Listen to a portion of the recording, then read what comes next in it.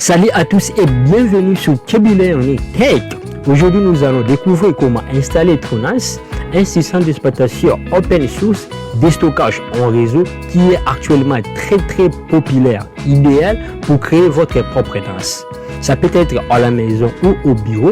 Si vous cherchez une solution de stockage robuste et performante pour votre maison ou pour votre bureau, cette vidéo est faite pour vous. Avant de commencer, voici ce dont vous aurez besoin pour installer TrueNAS.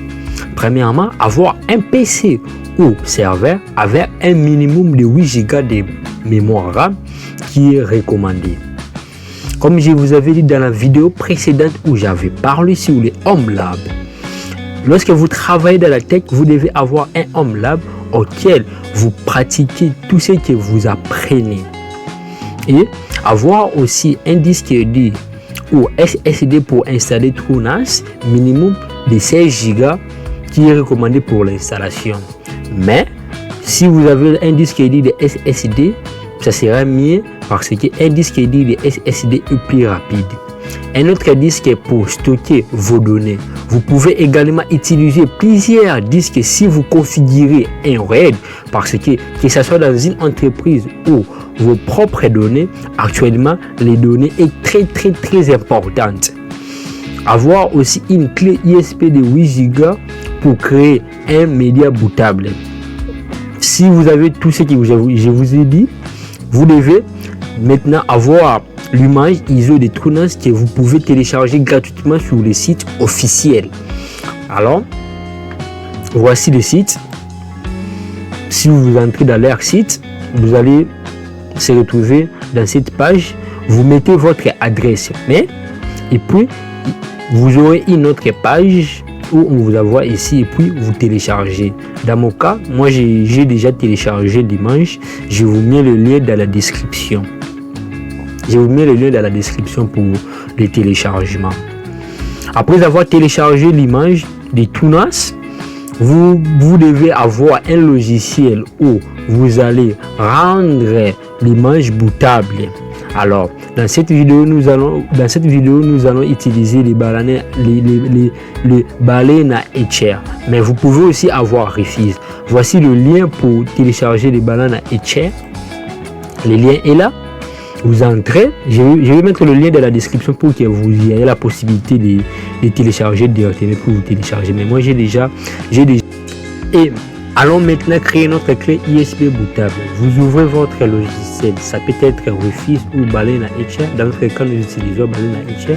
Vous ouvrez la première onglet, vous entrez, vous sélectionnez l'iOS. Deuxième onglet, vous sélectionnez votre clé USB. Dans notre cas, la clé USB a été déjà mise en place. Et puis, le troisième onglet, vous démarrez le processus. Et attention, lorsque vous rendez la clé USB bootable, vous devez vous assurer qu'il n'y a pas de données très importantes parce que le processus va écraser toutes les données. Donc, vous devez vous assurer qu'il n'y a pas de données. Nous commençons les processus. Et puis, nous validons par oui, le processus commence. Si ce genre de vidéo vous intéresse, n'oubliez pas de vous abonner, de cliquer la cloche de notification pour ne rien rater de mes prochaines vidéos que je publie chaque semaine. Si vous avez des questions, des préoccupations concernant votre Home Lab, concernant aussi l'informatique ou quoi que ce soit, je suis là pour vous aider. Laissez-moi en commentaire ce que vous avez besoin, ce que vous pensez à l'informatique, ce que vous pensez précisément à la nouvelle technologie. Et on se retrouve à la fin du processus. Maintenant, nous sommes à la fin de notre processus. Vous avez vu Flash Complete. Vous retirez tout simplement la clé USB que vous avez rendue bootable et puis vous branchez là où vous souhaitez installer votre TrueNAS. Et au BIOS de votre système, en appuyant sur les F2 ou les F12, le démarrage selon les fabricants de votre machine.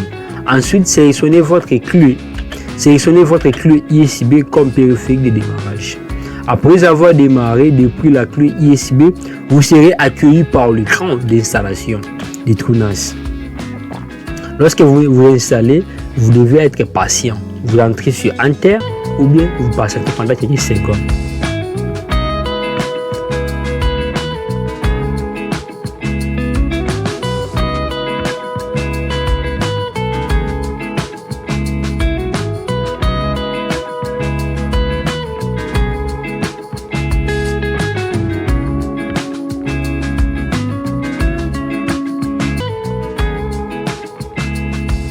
vous sélectionnez l'option Install et appuyez sur Entrée pour démarrer le processus d'installation.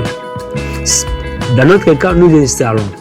Mais si par exemple, vous avez besoin d'accéder aux lignes de commande, vous entrez sur Shell. Mais si vous n'avez pas par exemple besoin d'entrer aux lignes de commande pour taper quelques commandes que vous connaissez, vous pouvez par exemple redémarrer le système. Si vous ne voulez pas aussi redémarrer le système, vous pouvez aussi shutdown système. Donc nous avons besoin d'installer et puis vous installez. Après avoir démarré le processus d'installation, il demande de choisir le disque où vous souhaitez installer Tronax. Sélectionnez tout simplement le disque que vous avez préparé pour l'installation. Il doit être vide. Vous appuyez ici, vous sélectionnez pour vous appuyer sur OK. Lorsque vous installez, il faut être un peu patient pour l'installation. Ici, il dit que toutes les données seront écrasées. Donc, si vous avez des données très importantes, vous devez enlever avant cette étape. Et puis, vous entrez sur OK. Et après, ici, il nous demande de valider notre mot de passe. Vous entrez votre mot de passe. Après, vous confirmez. Après avoir confirmé votre mot de passe, vous entrez sur OK. Après avoir confirmé le mot de passe, il y a un autre menu. Ici, par défaut déjà, la machine, il choisit déjà par défaut entre l'IFI ou le BIOS. Mais dans mon cas, il a choisi le boot via BIOS. Si c'est dans votre PC, c'est le IFI, vous choisissez IFI. Mais ici, c'est le BIOS, nous avons seulement le BIOS. Et ici, nous confirmons directement sur Create Swap. Ce processus prendra du temps, donc n'oubliez pas de vous abonner, de liker, de commenter si vous avez des suggestions ou des questions. Je suis là pour vous répondre. Donc on se voit seulement à la fin de ces processus parce que la vidéo sera un peu longue. Et voici maintenant, nous sommes à la fin de notre installation. À ce point, ce que vous devez faire, c'est tout simplement de retirer la clé USB sur le serveur ou le PC. Après, le système va redémarrer. Ici, le serveur s'est redémarré. Il va juste prendre quelques temps.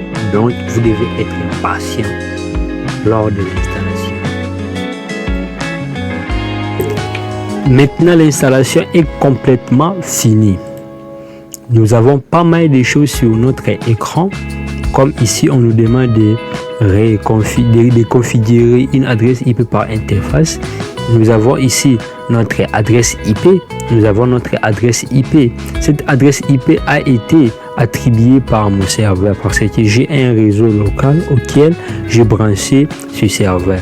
Donc, nous prenons tout simplement cette adresse IP, nous saisissons sur notre navigateur. Donc cette adresse, et maintenant nous sommes sur notre navigateur, nous saisissons tout simplement l'adresse IP qui a été attribuée par notre serveur.